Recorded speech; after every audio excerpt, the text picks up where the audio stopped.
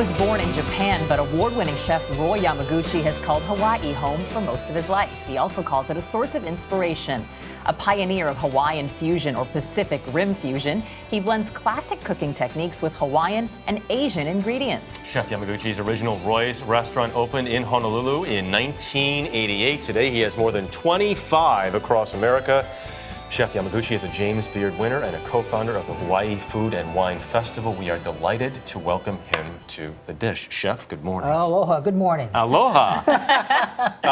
What'd you bring here? Well, you know what? This is my style of cooking. It's called Hawaiian fusion. We have a nice misoyaki butterfish, black cod or sablefish. Been on our menu for 25 years in Hawaii. And then we have some lemongrass chicken. And this fried rice is what I used to cook for my friends back in high school. Wow. And then, a lot of garlic. Stayed on the dish. Yeah, exactly. And then we have some Szechuan green beans. And then every day when my dad used to come home from work, my mother would used to have this namasu on the table for him to munch on with his beer. You mentioned your dad. Sort of untraditional that your dad did all the cooking in the household. Yeah, my dad did most of the cooking, about 90% of the time. So my mom would cook once in a while, and she did a good job. But my dad was just the ultimate cook. I mean, we would go to the ports, and he would take us out of school, and we would spend hours and hours going to the fish markets, and he would grab the octopus. We take it home. That night, I would put salt on the octopus, and my father would cook it that evening, and then we would eat it maybe at midnight. It's always been a part of your life, really. Exactly. Yeah, so, it's all good stuff. People have different ideas of what Hawaiian cuisine is. How do you define Hawaiian cuisine? Well, number one is a state of mind to start with. But more important than that, we have a lot of bounty of ingredients we have in Hawaii, so it's just a great place to be able to just work with a lot of great ingredients. And then just come up with this fantastic concoctions of all the different ethnic backgrounds that people have. So it's a combination of a lot of different things. So many people look to you as really a visionary for bringing this sort of palate to American people and to other countries. Mm-hmm. How has your vision changed since 25 years ago when you first opened the restaurant? Well, you know what? It's the world's getting smaller. We're traveling a lot. So what I try to do is, of course, bring a lot of different ethnicities and cultures from different countries and add that to what I've continued to do from the very, very start to fuse these flavors from different countries. So that's what I try to do on a day-to-day basis now.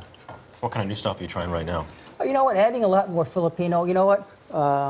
Because come in December, I'm going to open up a different concept. So I'm adding flavors of like Spanish to Portuguese because Portuguese flavors have really inspired the cooking of Hawaii many years ago, back in the 1800s. So I'm trying to do something like that. I want to talk about the Hawaiian Food and Wine Festival, which 4 years ago you co-founded. I love this festival because you really challenge everyone to use what is available to them right within the island. Yes. So, our food festival, this is going to be our 4th year. We start August 29th, and it goes till September 7th. And the great thing about our festival is that we bring a lot of chefs from around the world, and it's all about getting the visitor industry, and the states behind us, the Hawaii Tourism Authorities behind us. We have a lot of great hospitality industry all together, and we're trying to create an event where it's sustainable and at the same time giving back to our community.